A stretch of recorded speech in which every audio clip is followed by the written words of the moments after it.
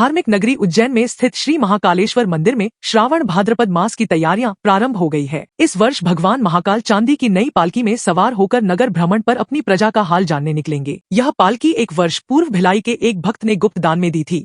वैसे तो श्रावण मास में 12 ज्योतिर्लिंगों व अन्य शिव मंदिरों सहित सभी स्थानों पर भगवान शिव की सवारी धूमधाम से निकाली जाती है, लेकिन धार्मिक नगरी उज्जैन में विराजित कालों के काल बाबा महाकाल जो कि उज्जैन के राजा है, इसीलिए उनकी सवारी दिव्य और भव्य रूप से निकाली जाती है। श्रावण भादो मास में बाबा महाकाल की इस वर्ष 6 सवारी निकाली जाएगी, जिसमें श्रावण माह में 4 एवं भाद्रपद माह में 2 सवारी निकलेगी। आगामी 10 जुलाई से श्रावण माह की शुरुआत हो रही है। जय श्री महाकाल। आपके चैनल के माध्यम से हम पूरे देश के विश्व के लोगों से ये अनुरोध करेंगे कि प्रतिवर्ष अनुसार इस वर्ष भी भगवान श्री महाकालेश्वर जी की श्रावण एवं भादो मास में सोमवार को सवारी निकलेगी।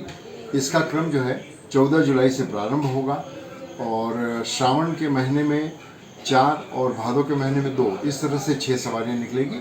आप सभी जानते हैं कि प्रतिवर्ष जिस तरह से पूरे उत्साह के साथ और पूरे लवाजमे के साथ बाबा श्री महाकाल अपनी प्रजा का हाल जानने के लिए निकलते हैं।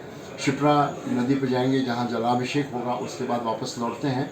तो आप सभी लोग इनके दर्शन का पुण्य लाभ लें। जय श्री महाकाल। विश्व प्रसिद्ध श्री महाकालेश्वर मंदिर के पुजारी पंडित महेश शर्मा ने जानकारी देते हुए बताया कि उज्जैन में भगवान महाकाल को यहाँ का राजा माना जाता है। उज्जैन में बाबा महाकाल की सवारी भव्य रूप से नगर भ्रमण करती है। यहाँ श्रावण भादो मास की सवारी निकलती है, जो कि श्रावण में शैव मत को मानने वाले लोगों के अनुसार निकाली जाती है। श्रावण भादो मास के अलावा बाबा महाकाल की 2 सवारी कार्तिक मास में और 2 सवारी अघन मास में भी निकाली जाती है, जिसे वैष्णव धर्म को मानने वाले लोगों के लिए निकाला जाता है। इस सवारी में माता पार्वती उमा सांझी के स्वरूप में भक्तों को दर्शन देती है। कुल मिलाकर बाबा महाकाल की सवारियां शिव और शक्ति दोनों का प्रतीक होती है। सवारी पूरे नगर में भ्रमण करती है और अब तो जन सैलाव बहुत है।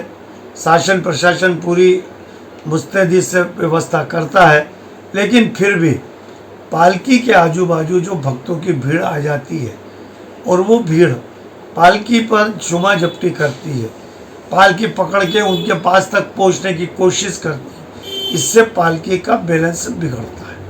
तो इसलिए प्रशासन को अब ज़्यादा से ज़्यादा जितना ध्यान देना होगा वो पालकी के ऊपर देना चाहिए, क्योंकि पालकी के ऊपर जितने भक्त ज़्यादा से ज़्यादा जाएंगे या सेल्फी लेंगे तो वहाँ की व्यवस्था बिगड़ती है और उसको पालकी को वहाँ से निकालने में मशक्क़त करनी पड़ती है पुजारियों को, पुलिस को और कहारों को।